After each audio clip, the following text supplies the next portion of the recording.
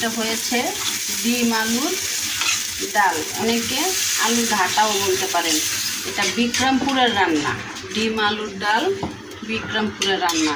আমি যেভাবে রান্না করেছি ঠিক সেইভাবে আপনারা রান্না করুন। এটা আরেকটু মজাদার করতে চান, উপরে পেঁয়াজ বেরেস্তা করে দিয়ে দিবেন, তাহলে দেখবেন খাবারটা খেতে আরেকটু মানে অনেকটাই লোভনীয় একটা ভাব চলে আসে, আর খেতেও খুব মজা হয়।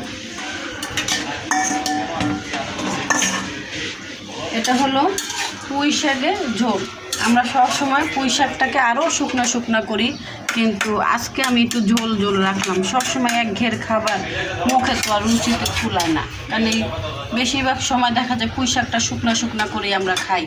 আজকে আমি একটু ঝোল ঝোল মাখা মাখা করে রেখেছি। এটা হয়েছে তেলাপিয়া